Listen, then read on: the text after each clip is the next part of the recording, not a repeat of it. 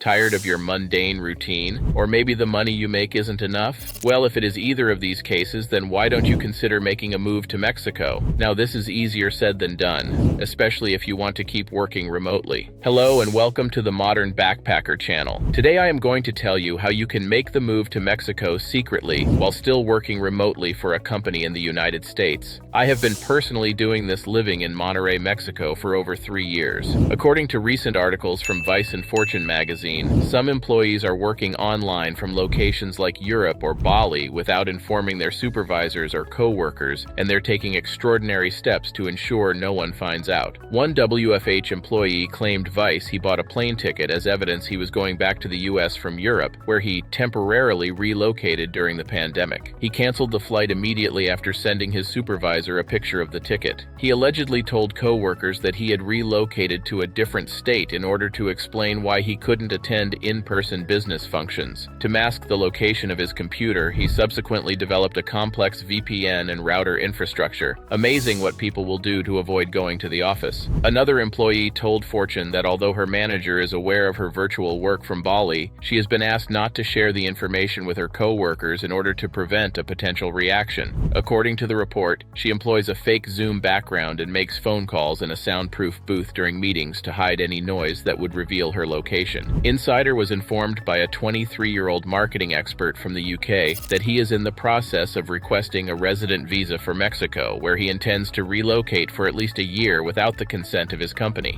He asked to remain unnamed in order to keep his ruse a secret. 40% of HR executives identified employees working from outside their native state or nation in the previous year, according to a recent poll of 1,481 workers. Since the start of the COVID-19 pandemic, almost 28% of employees who responded to the poll stated they have worked outside their own state or nation, but barely a third of those days were reported to HR. While many businesses now offer full-time remote work, the majority still forbid it due to the dangers associated with regulatory frameworks encompassing insurance, tax, and immigration legislation. Since most companies base their pay scales on the cost of living in the area, this might potentially raise questions about remuneration. Even Airbnb, which received praise for its work from anywhere announcement this spring, which allowed staff to briefly work in over 170 countries for up to 90 days a year in each place, doesn't yet have the infrastructure to accommodate full-time worldwide relocations. Well, this is for people abroad, but what if you live in the US? The closest destination that they could move to is either Mexico or Canada, and let's face it, nobody wants to face those cold winters. So, let's talk about Mexico. Now, before we talk about how you can start working remotely in Mexico, let's first focus on the why. Mexico is the ideal destination for any traveler, offering a variety of natural beauty, vivid cultural touchstones, and a reasonable cost of living. However, due to its lax immigration laws, Mexico is a popular location for remote workers and digital nomads. Living expenses in Mexico are significantly lower than those in the United States in many ways. Sometimes, it's remarkably less. A weekend at a beach home, a meal at a restaurant, or fresh food all cost a fraction of what they do in much of the United States. Though many expats are tempted to alter their lifestyles by decreasing prices, it's inexpensive to hire gardeners, housekeepers, and pool cleaners. You can afford to eat out many times a week, so it's not just a special pleasure. Because of this, many expats discover that their typical monthly expenses aren't very different from those in the United States, but as a result, they're enjoying a considerably better quality of life.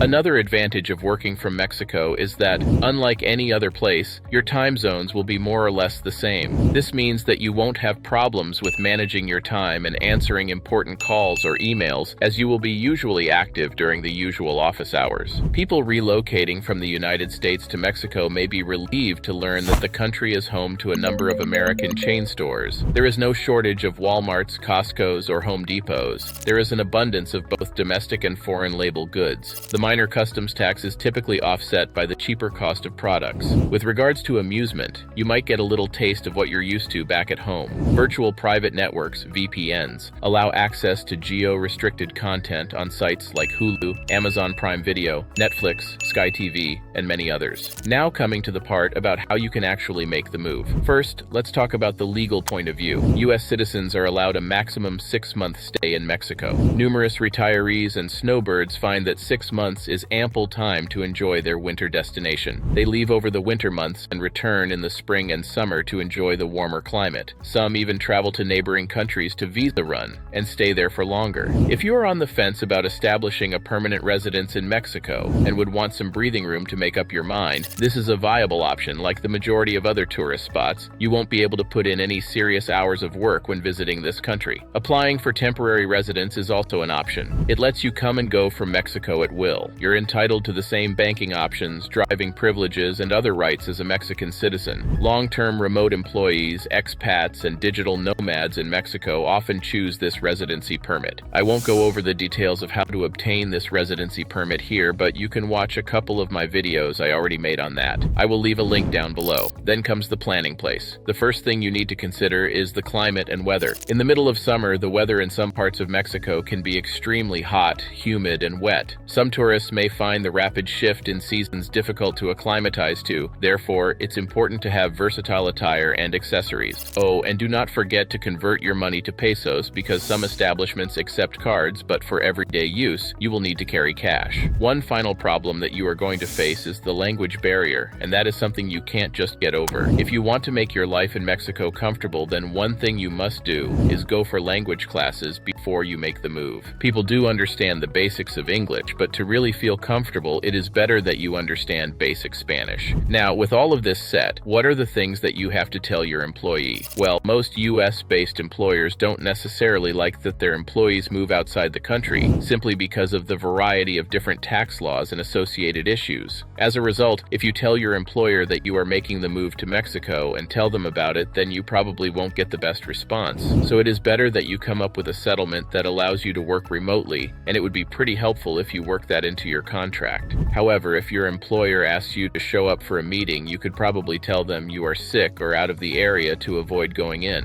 When it comes to taxes, don't worry about it. This is not financial or tax advice, but I've been doing this for over 3 years now. I pay my normal tax to Uncle Sam in the United States, and I don't have to worry about double taxation and getting taxed in Mexico. Now, one last thing that we need to mention is how to set up an account and manage your finances. While opening a bank account in Mexico as a foreigner is reasonably simple, it does take some planning. Unless you're fluent in Spanish, it's probably best to enlist the support of a friend who speaks Spanish. In this manner, you will be completely informed. Generally speaking, you need to physically go into a bank location in order to open a traditional bank account. Since not many offer online scheduling, you'll need to grab a paper ticket at the front of the queue once you arrive. A photo ID, such as a passport, evidence of residency, such as a recent utility bill, and documentation of your legal status in Mexico will typically be required, such as a residency card or visa. The largest financial institution in Mexico is BBVA. It boasts the most ATMs and branch locations of any financial institution in the country. Banorte, which has an almost identically extensive branch and ATM system, comes in second. Both of these financial institutions are highly convenient if you require a comprehensive range of banking services or plan to do a lot of traveling. It may be more practical to use a bank that is available solely online if your financial demands are quite simple and more affordable, with low or no fees. Both Hey Banco and Super Digital provide credit and debit cards in one convenient package. So what do you guys think? Is the move to Mexico worth it or not? In my opinion, the saving potential of moving is amazing. Plus, you get to experience all these new things that it would be almost foolish not to move. However, you need to be sure that you don't face any problems with your job, because nobody wants to face that kind of heat. So that is all the time we had today, folks. Hope you enjoyed this video. Do not forget to subscribe to our channel and do hit the bell icon on your way out. See you all next time.